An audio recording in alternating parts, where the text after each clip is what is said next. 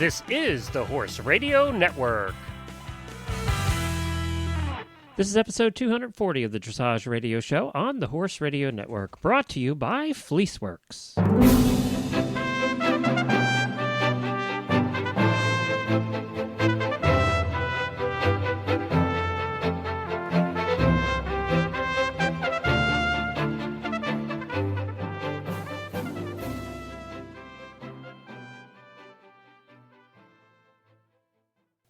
Well, Happy New Year, everybody. Glenn the Geek here with you, producer of the Dressage Radio Show. Reese and Philip and the Paras have the week off this week for the holiday, much deserved. We have a revisit for you from one of our favorite shows from 2013, a little bit later. And we'll be back next week with a brand new show. It is the revisit of the Trivia Challenge. Reese and Philip have challenged Helena and I over on the Stave Scoop Radio Show to a rematch to a show we did last year at this time, where Helena and I just squeaked it out at the very end, the very last question we got correct to beat Reese and Philip in a trivia challenge, which was hosted by Coach Jen of the Horse Tip Daily Show. So we're going to be doing that again this year. It was a lot of fun, and I'm sure you'll enjoy that coming up next week. And we'll see. We'll see if Reese and Philip can pull it out, or if Helena and I can hang on for a second year in a row. We'll find out next week. I have many terrific shows planned for you on the Dressage Radio Show for 2014. You'll have to stay tuned and keep an eye on it. It is a WEG year, so it's going to be a lot of fun as we get into WEG season.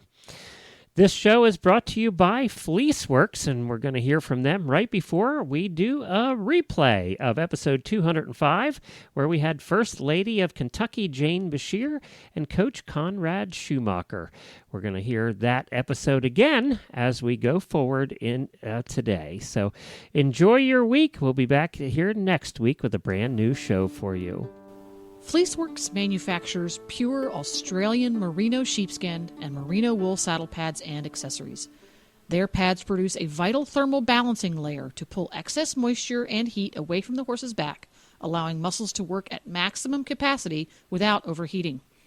Fleeceworks Australian merino wool is breathable and hydrophilic, able to hold and store 35% of its own weight in liquid. A longtime staple of the medical field, Australian merino fibers have no equal when it comes to delivering a temperature-controlled, pressure-absorbing layer. The Fleeceworks philosophy: minimum bulk, maximum performance, and they have a variety of anatomically correct pads incorporating technologies and designs that address the individual needs of every horse and rider. Ask for Fleeceworks saddle pads and accessories by name at your local tack and feed store, or visit them online at fleeceworks.com.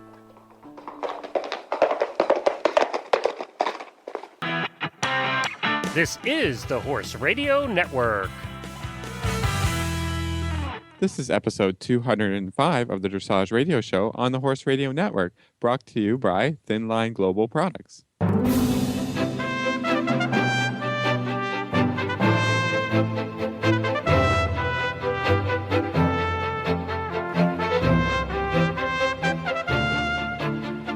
This is Reese Koffler-Stanfield from Georgetown, Kentucky.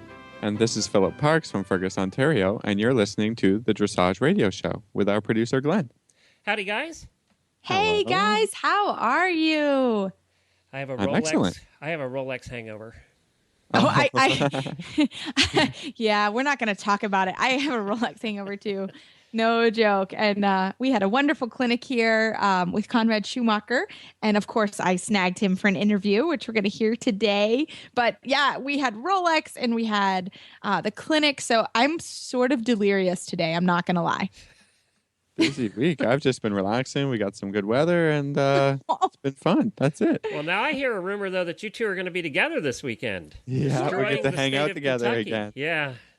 I am so excited. We can't wait. And we have our spouses this time and they get along great. So Philip and Meredith are coming to Kentucky for Derby weekend, which again, we're so excited. We have the First Lady of Kentucky, Jane Beshear, on the show today. So she's going to tell us a lot about what to do. And Philip, I have to be honest, I really want to go on the Bourbon Trail. I've never done it. You have never done it?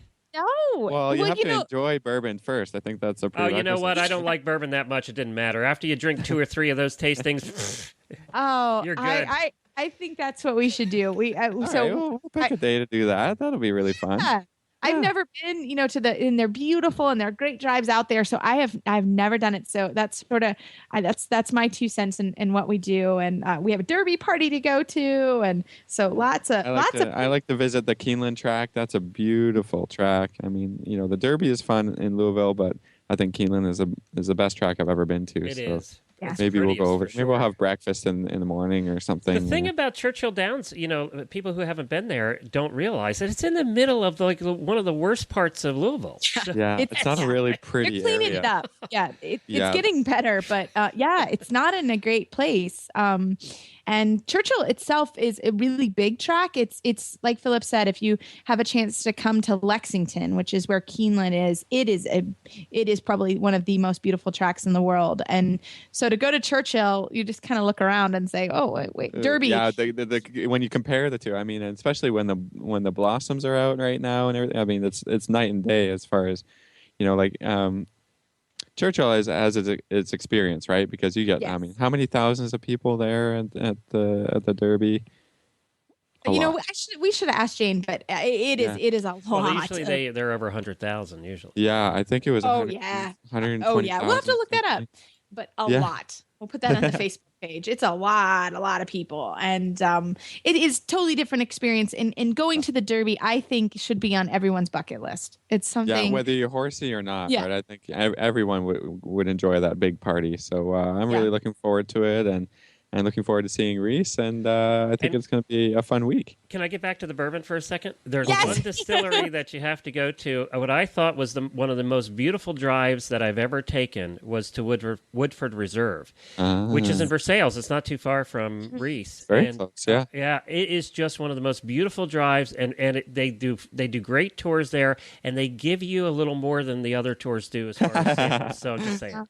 I'm not sure I need a little more. Maybe a little less. Woodford, that particular bourbon, I think, is my favorite. Their bourbon is really. Bourbon I'll drink on Derby weekend, but it is really good. So if you ever get a chance to try Woodford Reserve, I would suggest it. It's much better than your average bourbon. But, now there's something else they do there too. Put a plug in for Woodford is they do a lunch on the porch there every weekend, so you can go have lunch and drink bourbon, and it's the most beautiful setting. And they're usually pretty involved in the Kentucky Derby, so they probably have big parties there this weekend. Yeah. Yeah. Oh yeah. The whole state. Yeah. The whole state is just, we go literally from Rolex to Derby. It's 10 days or 2 weeks of just all horse all the time. So it's pretty cool. It's a really special time to be here in the state. Speaking of Rolex, Miss Modest over there.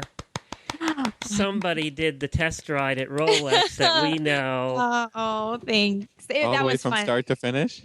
We made it all the way start to finish. Winnie, that is a great honor to be asked to do that, and it's hard. That is a big horse experience. It's the same experience that the horses had from the WEG. They have to leave the stabling. They have to walk. There's a horse path, but it's through kind of the cross country field, up and around the stadium where they're getting ready, and they're, camera trucks and all kinds of stuff. And they have to come down the hill and go into the stadium. And Winnie was a rock star. That's by far the biggest venue that she has ever seen by miles. And she was perfect. She really was a good girl. So it was pretty cool. There was a little mistake in the test, but the eventing tests are very different than the dressage test. Eventing dressage tests, their questions are very different than the questions that we ask, dressage horses to do. So that was interesting. And Winnie had been showing. So Miss Winnie was great, though. She really showed me that she could do sort of the big ring experience. So that was pretty cool. So I was on cloud 9 for sure after that. Great. Yeah, it was fun. And then we went into a great show a great show coming up with the First Lady and Mr. Schumacher. I know. I was nervous for the show, guys. I'm not going to lie. Two very special people, huge guests that are part of my life, and they were wonderful to come on. The First Lady of Kentucky, Jane Beshear, but she also works as hard as all of us do on her riding, and she's going to talk to us a little bit about Kentucky, and then she's going to talk to us also about just her riding in general. She is a dressage rider, for everybody that didn't know that, and she works very hard on it. And then I also got Conrad Schumacher. He was here doing a clinic, and then I sat him down in a chair with a glass of wine and said, we're going to do an interview for 15 minutes. So Philip wasn't able to be there, and Glenn was with me, but I was nervous for both these interviews, guys, but I think they turned out well. So I hope everyone enjoys. Well, Reese, we almost missed the news. We forgot to talk about the World Cup that just happened. A new champion was crowned, Helen Lange-Hannenberg. That's a long last name. But she rode Damon Hill to victory, while two-time champion Adelinde Cornelissen and Parseval were runner-up, and Edward Gall and Glock's Undercover were third. So really exciting dressage week, maybe not in North America, but for Europe. And our two Canadians did really well and showed their stuff over the weekend. So that was really exciting. Yeah, that was a big one. And there was really good coverage and some stuff online. If you want to find it, it's very easy to find it right now. And the other bit of news was Ravel, Stefan Peters' longtime horse, was officially retired at Del Mar National Horse Show on Saturday night. He really has been a top horse for the U.S. for the last 5 years. They were second American combination to win the World Cup title and the only one to capture the CDIO at the world's most prestigious event, the World Equestrian Festival at Aachen. And he will now live at his owner, Akiko's farm in Northern California. So we wish them well and on his retirement for sure. Well, it's truly an honor this afternoon to have the First Lady, who is the governor's wife of Kentucky, on the show, Jane Beshear, and she is an avid dressage rider and also will talk to us a little bit about Derby Week in Kentucky. Well, it is truly a pleasure to have the First Lady of Kentucky, Jane Beshear, with us today. And some people know, but Jane is one of my students. So it's such a pleasure to have her. And I have to be honest, Jane, I'm a little bit nervous about interviewing you in this role.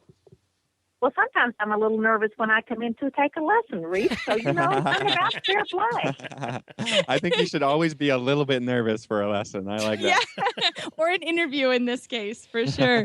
So, Jane, we wanted to start the interview today and talk a little bit about this is a very special week in Kentucky. And I'm so glad you took time out. It is Derby Week here in Kentucky. Yeah, I'm headed down this week to experience the whole thing. I'm going to visit Reese, and so I need to know, what is there to do in Kentucky besides the Derby, and tell me all about the Derby as well, so I know. So I have a heads up for my trip. First of all, rest up. Because Derby time in Kentucky is very busy. We just come off of the Rolex 3-day event, so we are very focused on the horse all the time, but particularly during this period of time, having had the top riders in the world here for competing at Rolex, and now we have the top thoroughbred 3-year-olds racing on Derby Day. So there's just so much about Kentucky. It's in its most beautiful time of the year, springtime. Everything is blooming. We're at our best to welcome everyone from all over the world to enjoy the king of sports, which is thoroughbred racing, and of course this is the horse capital of the world.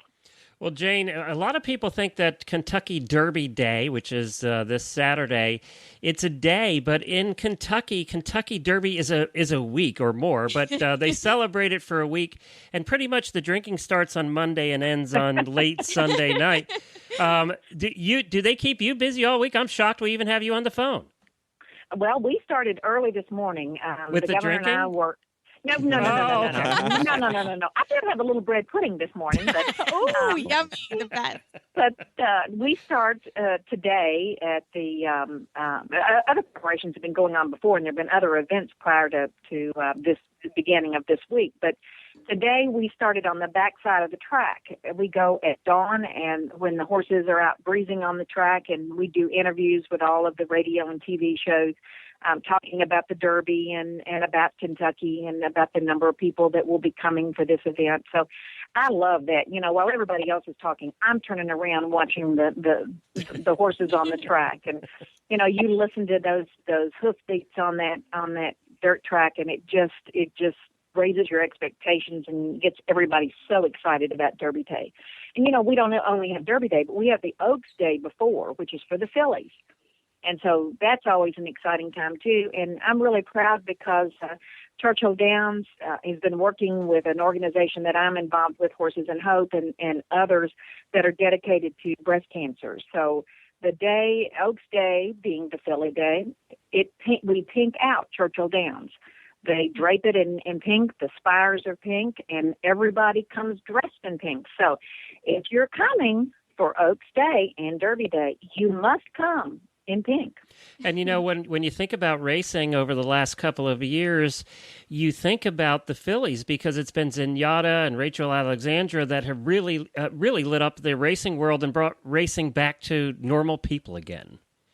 Well, and it's not only that, but it's fillies and mares and all of the disciplines. Since I too ride two fillies, two mares, we girls are pretty special. Now I do have one other follow-up question here for you about the Derby. You guys, you've been in your husband rather, and you have been in office for 5 years now. Well, we're in our sixth year. Does it ever get old showing up on Derby Day at Churchill Downs and seeing the Twin Spires? I realize it's a little bit different for you guys because you're there as an official visit, but you're also horse people. So does it ever get old showing up for that day?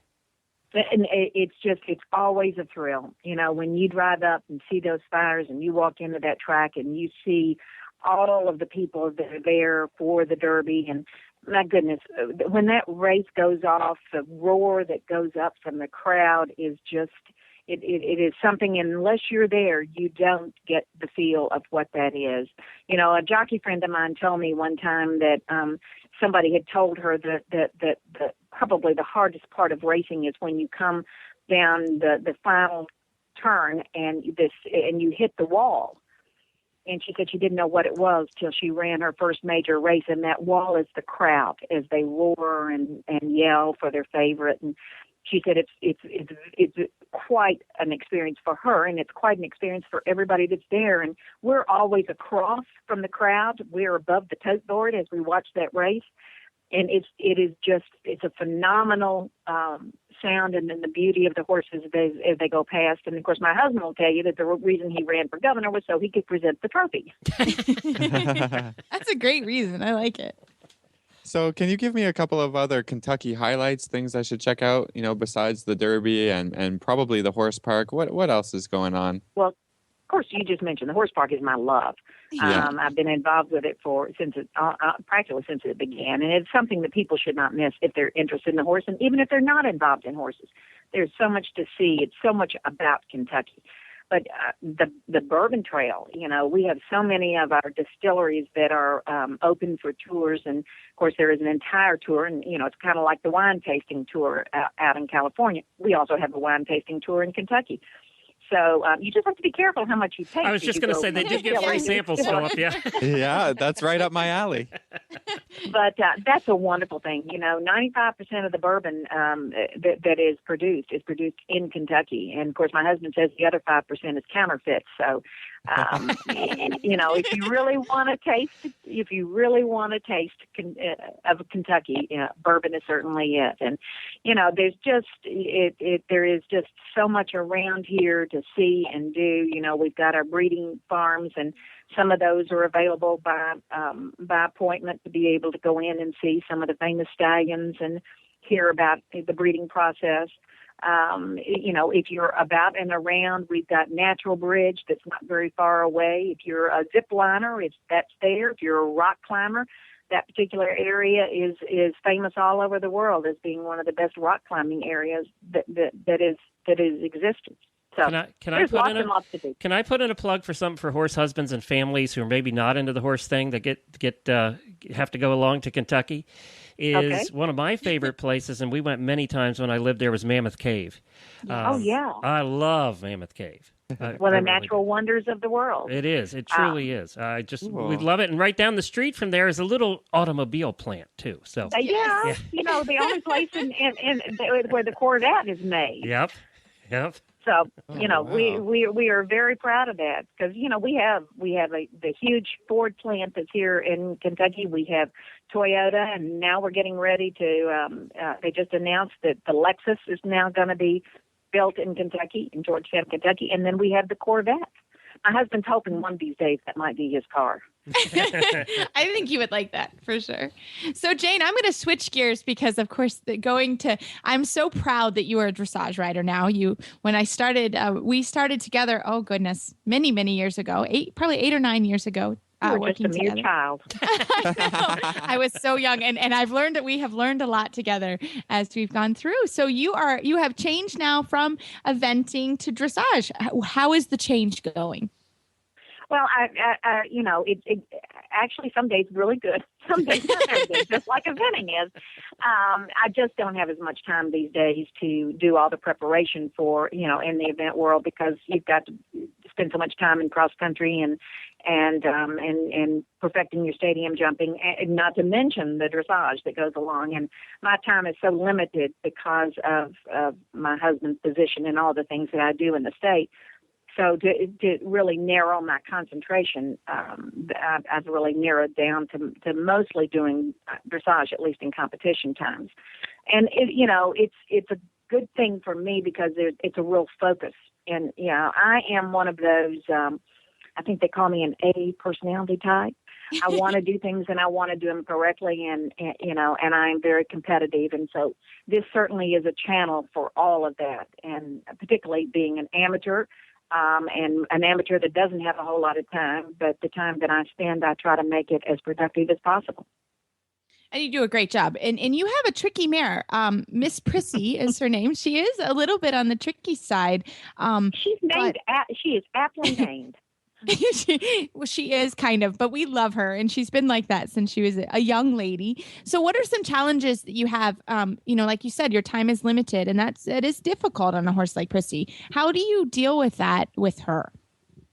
Well, I think it's any time that you're dealing with an animal, there has to be an understanding. And sometimes when days or times are not going so well for me, it communicates to the horse, and she is certainly a very sensitive horse. So if I'm a little bit tense, which I tend to be, she becomes tense, and she is one of those that is extremely unpredictable. She can put in a brilliant test or a brilliant lesson, and then the next time she shows up, there is a gremlin in every corner, and there is no focus whatsoever. So she's always a challenge, but that's the way I like. My husband and my son, who is an equine veterinarian, are constantly trying to convince me to go to the gelding, a nice, quiet gelding, but then that's not the challenge that I need. So, the part of it is trying to get the best out of her, and that takes a lot of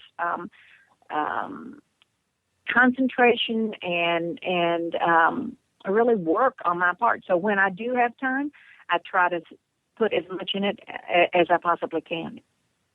Now, do you have any tricks or tips for anyone trying to find time? Is there a way to do it, to balance your life that way? Well, the horses have always been kind of the leveler in my life, always from the time I was a child. My father told me, and everyone else who would listen, that if he had not been involved with horses as a teenager, he probably would have shipped me off to the furthest points of the world. But it's the only way he survived my teenage years. Now, that doesn't mean that I'm a bad person. I was just a typical teenager. But I've always used the horse as a way to kind of level my world. And I think that's the beauty of a horse, whether you compete with them, whether you race them, whether they're your backyard pony. They get either the best or the worst out of you. As I tell parents whose children want to start riding, I encourage it beyond belief because it teaches patience, it teaches teamwork, responsibility, all those things, all those traits that you use in every other avenue of your life if you want to be successful. So for me and for anyone else that's an amateur that's working with families and jobs and everything else, is you do have to carve the time out. You just have to make it. I get a schedule every week, and I go through that schedule, and I mark out periods of time where I dedicate it to either a lesson with Reese, or that I go home and practice for the next lesson with Reese. And for me, it's really difficult because I have to leave Frankfurt and drive 40 minutes to the farm, change my clothes, get on the horse, ride for the period of time that I've set aside, get back in my clothes, go back and either give a speech or host a dinner or something else. Now, my hair doesn't always look as good as I would like it to look when I get back because I always wear my helmet. And but, you know, I think everyone can find some time if you just make that effort, but you have to schedule it, you know, and I think that's so important with everybody in the busy lives that we all lead. And I have to say that, you know, Reese is a trainer, particularly of amateurs, and many of her people are of various dressage, strictly dressage, and she has a lot of event folks too, and everybody is busy, but I have to say that, you know, in choosing a trainer too, you need to, if you are as busy as I am, and many people are, you've got to have a trainer that is able to work with you in a timing situation. I can't say to Reese, I need a lesson every Monday at 2:00 because I don't know where I'm going to be. So, you know, it's not very easy for her. She's so cooperative with me when I will call her and say, I've got time on Monday. I've got about a 3-hour window. Is there time in there that you can work me in? And that's, you know, that's a lot of the issue that is out there for many people, not just me. Well, but one of the things, Jane, that I always find that's so amazing about when you come for a lesson, you always are here early. You always have time. You really schedule it and you put your phone away. And it's very much time that you carve out for yourself. And that's something that I always admire about what you do. And you truly are an inspiration for all amateurs. And you do a heck of a job. You went to regionals last year and we've got our first score. You went last year training in first level, and this year we're getting ready for second level. You already have one score, so we're getting there. So it's such an honor and a privilege to work with you, and you truly are amazing for all riders and somebody that we can all learn from. So, Jane, thank you so much for your time today. I know you're busy this week, and I hope everyone enjoys having a derby party and pinking out this week. Absolutely. Thank you, Reese, and thank all of you. Howdy, everybody. Glenn here. We just finished a terrific series on leg protection that was brought to you by the good folks over at Thin Line Global. If you missed it, go to horsetipdaily.com and check out all 4 parts. They still have a fantastic coupon for Horse Radio Network listeners for 12% off your next order at thinlineglobal.com. Whether you buy their saddle pads, horse boots, or tack items, everything is 12% off with this coupon code. Just type radio in the coupon section at checkout at thinlineglobal.com. Well, it is truly an honor to introduce my mentor, Conrad Schumacher, who has been national team coach for Germany, for Holland, for Great Britain, and he was also the Young Rider team coach. And we started working together now 20 years ago, and he's been extremely influential in my career. So I hope everyone enjoys the Master of Dressage. Well, it is an honor this evening to have my mentor and teacher, Conrad Schumacher, here with us this evening. Conrad, welcome to the show. Yeah, thank you for having me here. Well, we've had a very wonderful weekend of clinics here at Maple Crest Farm, and we even have a very unusual setup. You are sitting in the indoor, and I'm in my apartment, and so we're in the same location, but not quite sitting together this evening. But one of the questions, and I really had to think about what to ask you, because you are such an amazing teacher, is you always say to riders, and when you give a clinic, that you are making a rider and not making a horse. Can you kind of start the conversation about what you mean by saying that? Well, I made the experience in the dressage business that the horses develop only really well when the rider is good. basically riders are making the horses. And that is one reason. The other reason is I've trained a lot of young riders in my life. It's more than 3,500 all over the world and maybe like 2,000 in America. And when you train young riders, you have to train the rider. You have to make them understand the giving of the aids and how things are working together. And so this is my background, and this is my experience, and because of that, I train riders primarily, and the riders later, they make then the horses good, and the horses become successful. This is so true. I mean, I started riding with you, oh goodness, it's about 20 years ago. So I have personally had several horses that we've worked together.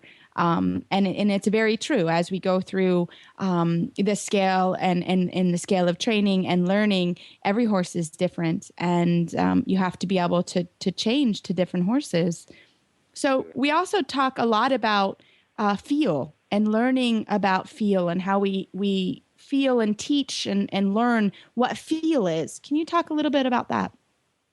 Yes, I mean, the difficulty in teaching a rider is that you have to teach technical, the giving of the aids. This is relatively easy because you can describe it by words. And it's also logical, and someone who is intelligent understands that right away. But then you have to teach the feel, because the giving of the aids has also two aspects. It's not only the technical aspect, it has the aspect of the timing of the aids. And the timing of the aids cannot be done with the brain. It can be done only when you have learned to feel. Now, when you talk about feel, that doesn't help the rider, because words don't cover that really. So my way of teaching is I produce together with the rider and the horse situations where the feel will come up, and then I tell the rider in that moment, that's it. And then I do hope that the riders remember, and I do that often, and then I do it in variations, and after a while, the riders will learn to feel. And then we have the prerequisite of giving the aids in a good way. So tell us, when you start talking about the technical aspect, and let's talk a little bit, let's say about picking up the canter, because we saw that a lot, or I saw that a lot today as we went through. We had young horses to Grand Prix horses, and we had the young ones who had to learn to pick up the canter by going through the neck. And when you start talking about giving the aids in that moment, can you talk a little bit about that? Yeah, when you want to proceed from a trot, for example, with the young horse into the canter, so technically it is the weight of the rider must be on the inside seat bone more than on the outside seat bone. That has to do with the balance, and you can achieve that easily by pushing your inside leg a little bit further down, and then the horse must have a nice flex to the inside. That is technically done with your inside hand. You turn the wrist carefully to the inside, and the outside rein stands passive at the neck, and then your inside leg switches down because of the seat position is assisted by the outside leg, which is a little bit behind the girth, and then you have the right position of rider and horse, and then you can close the legs, and this will make the horse cantering, but it might be that a young horse which has never done that before has to learn that and understand that. That may take a little while, but then the horse has understood, and then it goes. So this is technically described relatively easily. But the moment when you actually ask for this canter, that would be then the moment where you feel that the horse is ready for it. And this is now the second part to feel. Right, exactly. And that's the tough part. And today we worked a lot also on giving in the neck. And we started in the halt. And we would take this all the way to the canter transition or to piaffe if appropriate for the horse. So talk to us a little bit about when you're dealing with neck position in the halt, for example. How do you feel with your seat and your legs to get the horse round or keep the horse round that way? Well, I mean, first of all, this is what I do a lot with all the riders and the horses, to do it in the halt, with giving the horse a good neck position, because in the halt, the horse as well as the rider, they have nothing to do but concentrate just on that neck. They don't move, so they have a great possibility to develop the feel, both of them. The horse feels good when the neck is well rounded, and the rider feels this as well. And then you can do exercise in the halt, a slight flex to the left, a slight flex to the right. Then you can give one side from your wrist and take the other side, or you keep both hands steady and wait until the horse has given the neck and so on. You can make the crest of neck flip over to the left or flip over to the right, depending on what you want to do. And when you have that done, then there's so much understanding between horse and rider that later when you go for the walk and for the trot and for the canter, you save a lot of time when you exercise it like that. And you also, when you have the neck well rounded in the halt, you can let the horse stretch down. And the horse will try to see the deep outline, and then you retake the reins. So you can train in the halt not only the neck positions and the flex, you also can train the stretching and the retaking of the reins. And when the rider can do that, then he rides way better because he's always able to reward the horse in the right moment. The reward comes by a lightening of the contact or the stretching. Yeah, and it works, ladies and gentlemen. I will tell you, I worked a lot on that today on the young horses especially, and it was very, very helpful.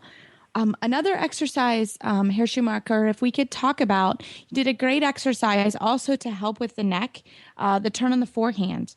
You did that with all the riders almost. Can you talk to us a little bit about the aids for the turn on the forehand, but also the feeling of the neck and the turn on the forehand? Yes, when you turn on the forehand, and you do that with the flex neck to the inside, and then you use the inside leg to turn the horse together with the inside hand, but without using the inside hand much. The inside hand is only flexing the horse. Then you have a good influence on the horse's spine. This slow turning loosens the spine, and because of that, the horse becomes soft in the neck. And this is very helpful to teach that to a rider, because always when the rider is on the way with the horse and the horse gets a little bit strong in the hand because it's young, or it gets a little bit excited because of environmental issues, then you can go back to this horse, turn the horse off the forehand, and you have it soft again. This is why we do that, and that is an old exercise which was already done hundreds of years ago in the classical riding in Europe. Yeah, and it's amazing how many horses, we saw some upper level horses today that weren't so comfortable with that movement. And it's something that you use a lot, the turn on the forehand. And you did also a really neat exercise that incorporated leg yields today and the turn on the forehand down the wall. Can you explain that exercise? Because that was sort of the next step in this softening of the neck and the feeling for the riders. Well, basically, the turn on the forehand and the leg yield has the same idea. We drive the horse with the inside leg to the outside leg and to the outside rein. When you do it in the halt on the turn on the forehand, it is comparatively easy. And the next step is when you go down the long side and you flex the horse to one side and you drive it, for example, from the right side to the left side, you finish that movement down the long side of the arena with a turn on the forehand. You go from this movement into the turn on the forehand. This is more complicated because the horse is moving. But when the horse has learned it in the halt, then it will do it easily. And then you have a great tool for using this exercise also. Maybe you are on the showground and you warm up your horse, you can do it there. And it will help tremendously to get hold of the horse in a good way. On a showground, normally a turn on the forehand with a halt is difficult to do because in the warming up, you cannot just only halt. The other riders are riding around you and the horse get nervous. But this turn on the forehand, which comes from a walk, can be practiced almost everywhere. So this is then the next step and will be as successful like everything which is done properly, riding from the inside to the outside so carefully that the horse gets more contact on the outside rein. Can you just explain to us what you mean by riding from the inside to the outside for our listeners? What do you mean by that? Well, I mean, of course, not that is so real visible in a way that the horse is pushed to the inside leg hard to the outside.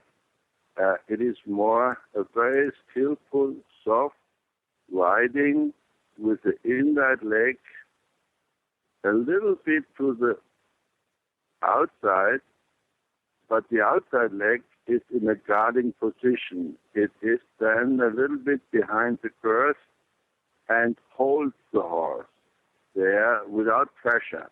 And this little bit of driving from inside to outside makes the horse round and soft on this inside.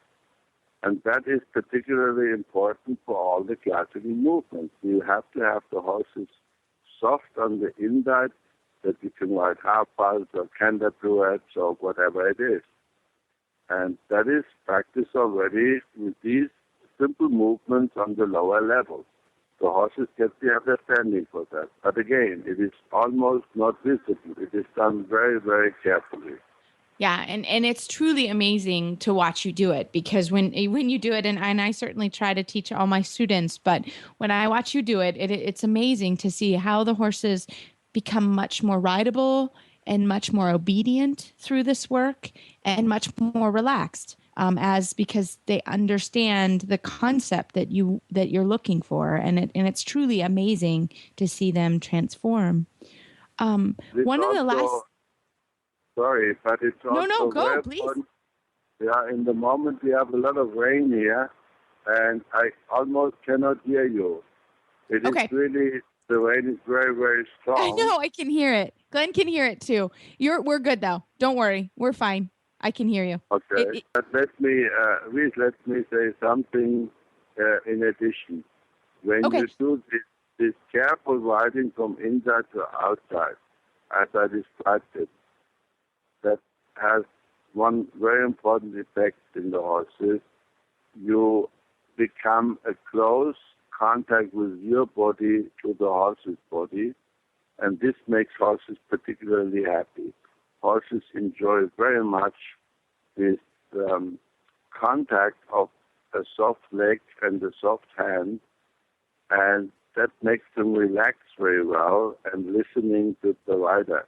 A happy horse is always listening to the rider, and that is another reason why I like to do that with this riding from inside to outside to enhance the contact what we need to have the horses really happy. Yeah, and you're just a master at making horses happy and riders. All the smiles today were pretty cool to watch. And for our last question here, Schumacher, we talk a lot about education and educating riders and horses. And can you talk a little bit about the importance of education and also some ways that you feel like Americans can get education? Well, education is extremely important for classical riding. The riders have not only to learn that what we were talking about, the technical part and the field part. It is also, of course, the mental fitness has to be educated. Riders have to have patience. They have to be eager to do it. They have to be determined, but on the other side, they always have to be humble and understand that the mistakes which come about are never done by the horse on purpose. A horse will never do a mistake on purpose. It cannot do it because the horse is not logical oriented. It reacts on aids and it reacts on its instincts. So when the rider is not educated in that way, they will not be fair to the horse. They won't do justice to the horse. And that is why this education is extremely important. And in Germany, we educate our riders at least 3 to 5 years in order to have later good riders who understand the sport, who understand themselves, and who understand also the instincts of the horses. And when we do not do that, then we will never get really good riders. And good riders are essential for making a good team. And in America, I know that there are many attempts to school the riders well, but I think personally that a lot of things could be done in addition to that what is done already. And I do hope that that will come about now in future in America more. America must just understand that the dressage riding is different from jumping or eventing. In jumping and eventing, you can produce more or less a little bit your own style.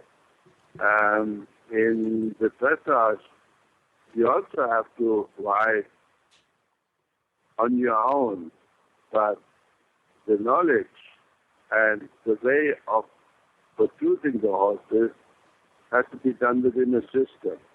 And the system is hard to understand when you don't have the education. Right. It is. And, education is available. And, for example, you travel through the country and it's very affordable to come and audit your clinics. And it's really a wonderful day of education. So, Herr Schumacher, I need to feed you dinner. You've been working all day and I appreciate your time to talk with us on the Dressage Radio Show. And I hope you'll come back another time. Okay. Thank you very much, Liz. Well, what a great show and some exciting guests this week. Last week, we got a question from Claire Assen about exercises to do with collection. So we're looking forward to getting a guest on to help us answer this question. And hopefully sooner rather than later, we can do that for you. Exactly. And we love listener shout outs. So keep them coming, everybody. And I hope that everyone has a derby party this week. Philip and I we'll put up some pictures of our weekend hanging out in Kentucky. But I hope everyone has a hat and a cute dress and make some mint juleps, which are delicious. I'm gonna take photos of all my losing tickets and me ripping them up how I do every year.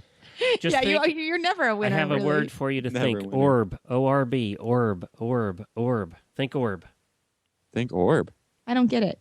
He's one of the top racehorses going to be in the race this weekend. Oh. And he's the one we're picking. Orb. Orb. Yeah. Well, you can see how up on the race I am. I have to be honest. I really like the coverage that comes on NBC right before and all the feel-good stories. So I'm like, oh, I love that story. And I pick them. Yeah, But usually I do okay in Jennifer the starts Derby. those about noon, you know? Yeah, I know. It's just part of it. I love to sit down with a beverage and watch that. I just love it. And I'm crying. Travis is always like, "What is your problem?" Oh, did you hear the story of that horse? So, Orb. Okay, Glenn. If we go to the track, we will put a bet for you down on Orb.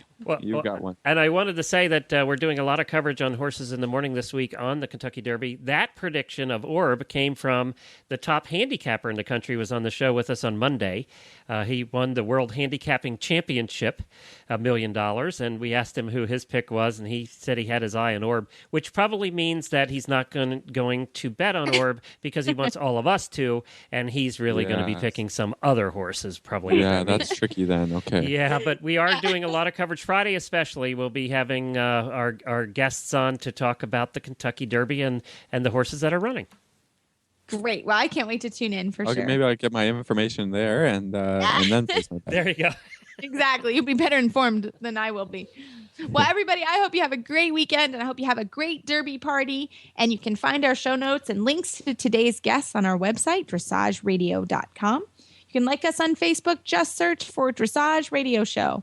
Follow us on Twitter at Horse Radio.